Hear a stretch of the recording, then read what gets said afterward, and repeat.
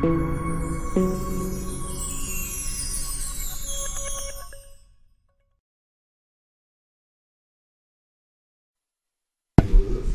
lá? Então vamos lá. Aqui tem várias perguntas. Aqui, Sabrina Barbosa pergunta: gostaria de pedir ao senhor uma dica de como começar a investigação do status questiones do problema corrupção humana. Mais precisamente pergunta: por que as pessoas se deixam corromper? Bom, isso aí existe toda uma fenomenologia cristã do mal. Se você encontra isso na Bíblia, especialmente em Santo Agostinho, tem coisas notáveis sobre isso. Mas se você me perguntar o status questiones, falou, aí preciso pensar, preciso fazer uma listinha, você me dá um tempo, um dia a gente mexe nisso. Mas para começar, você tem que procurar coisa na teologia católica, na teologia do pecado, especialmente em Santo Agostinho. Tá? Então, dentro disso, alguém pergunta aqui, deixa eu ver como é que pergunta. Rosalvo Neto: quando o senhor vai nos ensinar as regras da circulação das ideias? Eu mencionei o negócio do Guénon, de que a circulação das ideias obedece a regras precisas e que você conhecendo as ideias, você consegue fazer circular o que você quiser. Eu não vou ensinar para ninguém nunca. Se você tiver a capacidade de apreendê-las, você vai aprender e você vai fazer, saber funcionar.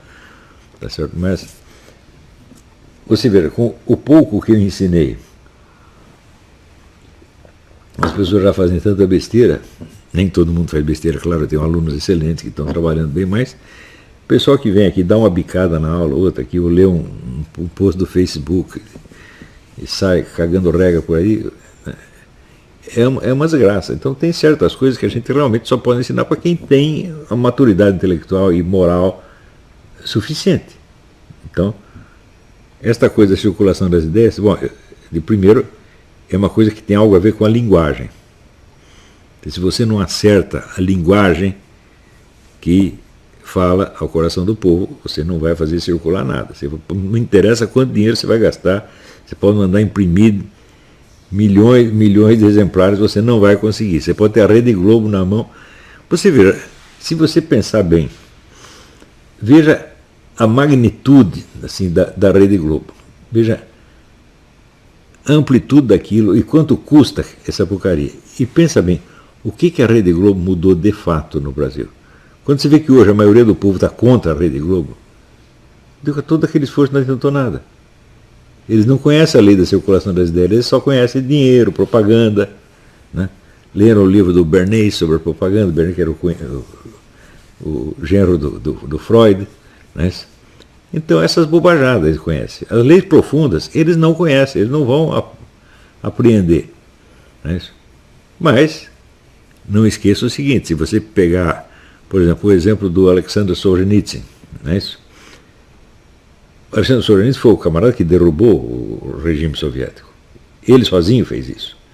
Todo mundo que entrou depois fez o que entrou no caminho que ele estava indicando, porque ele entendeu como funcionava o sistema e sabia explicar, né? Sabia dizer o que estava acontecendo. Né?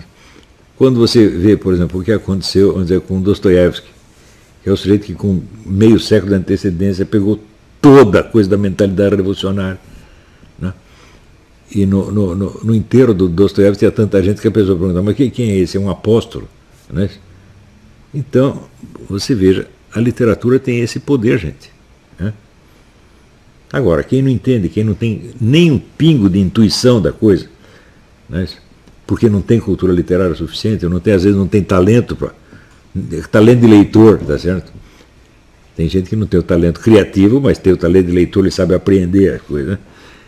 Quem não tem isso tem que inventar explicações. Então se obteve todo este sucesso, todo esse resultado, é porque tem uma milícia organizada, tem muito capital atrás, etc., querendo explicar o espírito por meios materiais.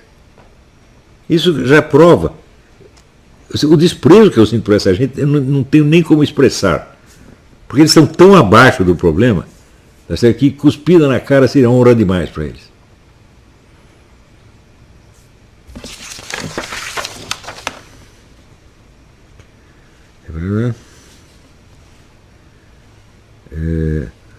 Aqui Aqui, Roberto Cavalcante Coutinho Pires. O senhor acredita que o sócio-construtivismo pode ser um desses meios de engenharia social? Sem a menor sombra de dúvida. Ele foi feito realmente para imbecilizar a pessoa. Leia o livro da Iserbyt, como é que chama? O primeiro nome esqueci. Charlotte Iserbyt. Charlotte, se é que eu me lembro. Iserbyt.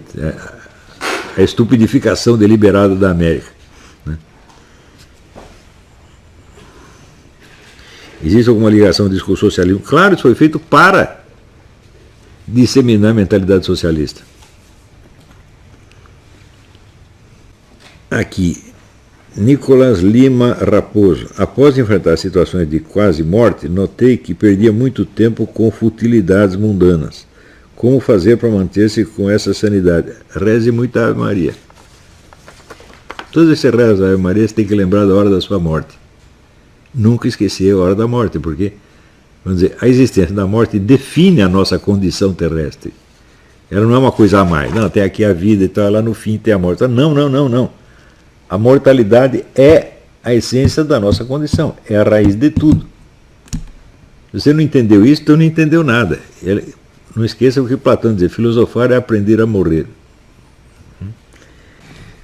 Aqui, Marcos Herkenhoff pergunta: como a direita e os conservadores podem se libertar da linguagem esquerda e dominar o discurso? Então, primeiro, você tem que começar a ler outras coisas.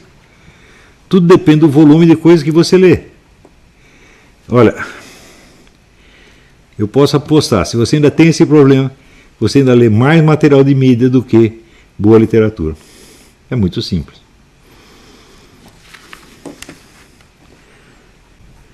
Everton, é normal se ver como o homem mais burro da Terra? Eu sempre vi assim. Você continua se vendo assim, você fica inteligente. Por quê? Eu já expliquei para você o que é o mapa da ignorância. O mapa da ignorância é você ter a consciência clara de todas as coisas que falta você saber para entender aquilo que você já sabe.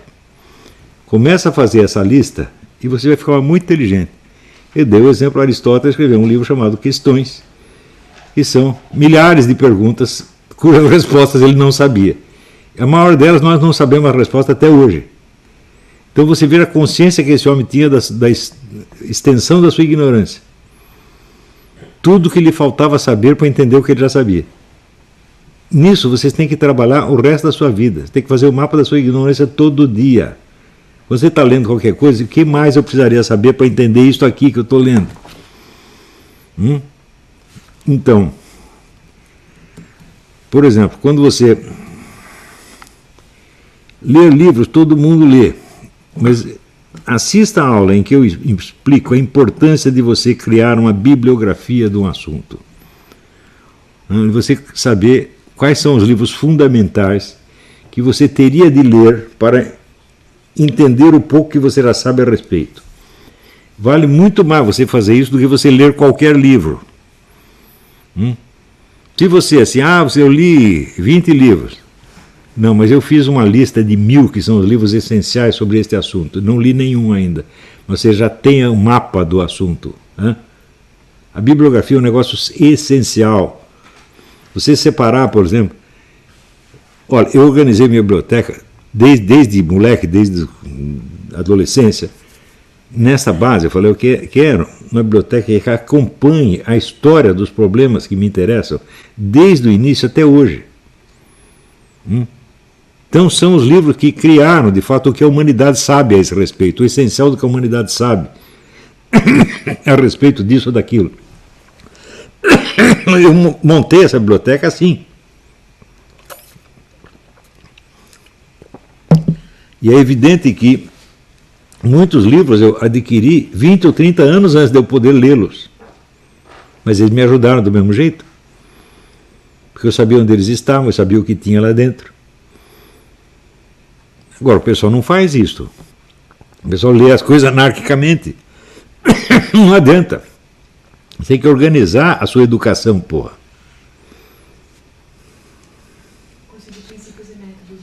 O curso de princípios e métodos, exatamente. Princípios e métodos da autoeducação.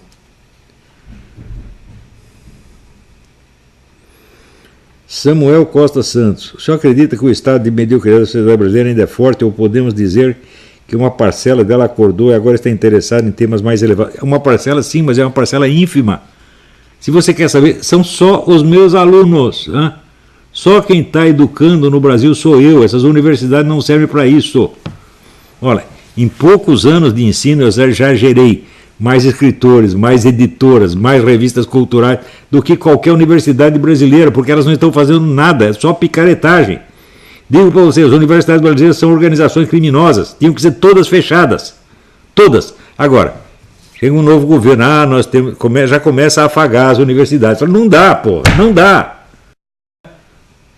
Quer dizer, a pessoa parece que quando sobem na vida, elas adquirem aquele respeito pelos formalismos. Começa a chamar as pessoas de excelência. Pronto, aí não dá. Assim não dá, porra.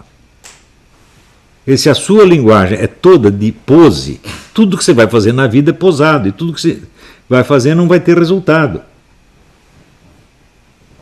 Aí não, você vê, olha, quando você vê um cara que sabe mais ou menos o que está fazendo, você vê que ele não fala assim. Você pega o Paulo Guedes, ele não fala assim, porra.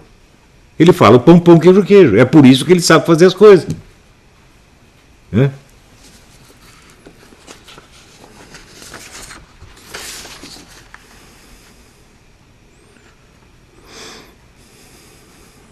Emílio Teixeira. Toda a fundamentação da teoria marxista que se desenvolveu no sentido de ação em infiltração gramsciana e em pregação sensualista, via a escola de Frankfurt em sua revolta contra a realidade, não se converte numa espécie de fenomenologia da rebelião luciferina, sem sombra de dúvida. Tudo isso é rebelião luciferiana. Eles veem se o marxismo, ao longo da sua evolução, ele não é uma espécie de fenomenologia da rebelião luciferina. Ela é mesmo, sem sombra de dúvida. Agora, nós estamos num país, o dia que eu li aquele parágrafo do Max Horkheimer, onde ele dizia que os filhos serem privados de carícias eróticas das suas mães os tornava incapacitados até o uso da razão, e eu disse, o cara está defendendo o incesto, relações incestuosas, todo mundo negou. Né? O Haddad, que diz que é especialista em escola de Frankfurt, negou, e saiu um desses, como é que se diz, desses fiscalizadores de fake news. Fake news, Olavo disse que o Max Horkheimer advoga o incesto. Ou seja, são um bando de analfabetos, eles não sabem ler. Daí eu peguei e fiz mais um vídeo, né? Olha, eu vou ler aqui para vocês explicar o que ele está dizendo aqui. O pessoal não sabe. Né?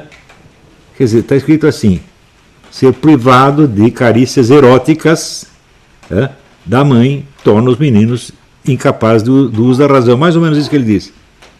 As pessoas não entendem que isso aí é defender o incesto. Eles não entendem. Né? Se o cara não disser literalmente, eu quero que as crianças tenham relações incestuosas com as mães, eles não entendem, meu Deus do céu. Então são todos analfabetos. Repito aqui, esse cagado é analfabeto, professor universitário é analfabeto, as pessoas da Folha é analfabeto, todos eles. Alguns são analfabetos funcionais, outros são analfabetos materiais. Eu não estou brincando, gente.